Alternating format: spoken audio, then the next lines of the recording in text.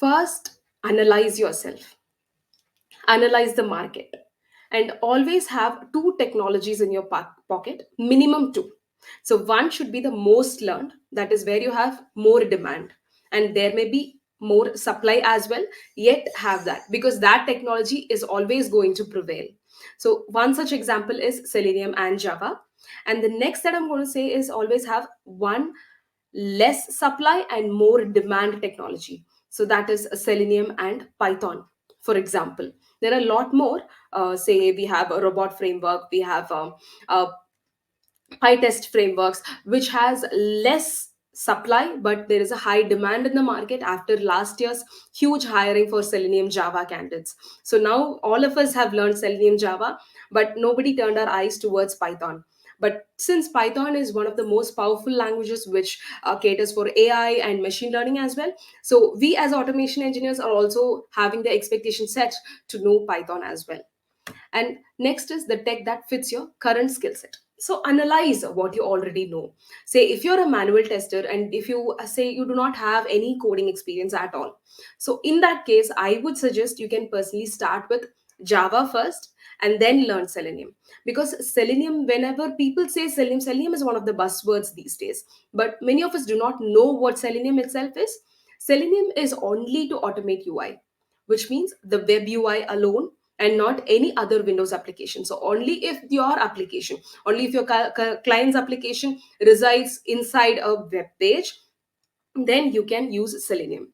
But that is not the only technology that you have to learn. Selenium is merely a library which can be used through any programming language. So say for instance, if you're learning Java, you can use Selenium. If you're learning Python, you can use Selenium, but you need your base. So that basement is going to be the programming language. So always know the core of any programming language, be it Java, be it Python, be it JavaScript. All right. So always learn one coding language to the deep. So if you learn Java, it is easy to learn Python. So I very recently, about 1.5 years ago, transitioned myself from Selenium Java to Selenium Python.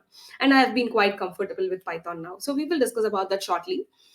Before that, so if you are a manual tester, so you need to learn at least one programming language, but I would strongly suggest you go for Java. Why? Because that will always be your fallback mechanism. So a lot of companies have already built their project on Selenium Java, so always the demand is going to be there for Selenium Java. But this year you might have seen the surge has come down. Selenium Java curve is coming down. So a lot of people have been asking me, why is there no hiring or less hiring for Selenium Java? It is because last year the entire hiring happened, the overhiring also happened. So Selenium Java, even though you know, you should also know something else. Like Prathamesh was also saying, you have to always know one more, at least one more language. All right.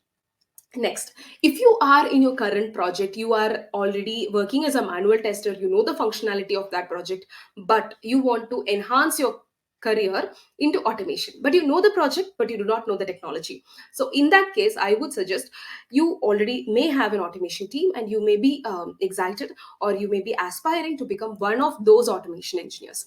So in that case, I would say know what technology they are using.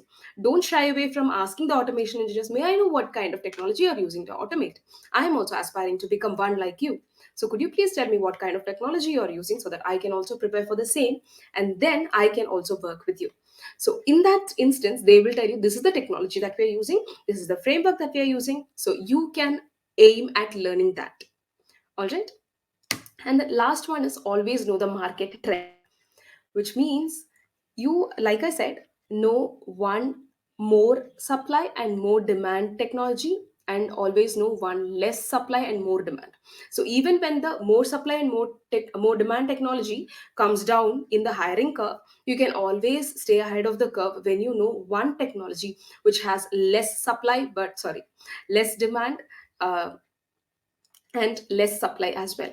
So in that case, Selenium Python is one such technology where only very few of us, like I said, out of hundreds, only 99 people might be knowing it.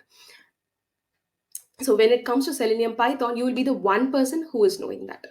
Always stay in the market trend. Now that AI also has come into play, you should know where and how to use it and where and how not to use it. We will discuss about that in a short while. and then train yourself in one common and one niche technology. So that is the example that I gave. Selenium plus Java is your fallback mechanism, and Selenium plus Python will be your go to mechanism.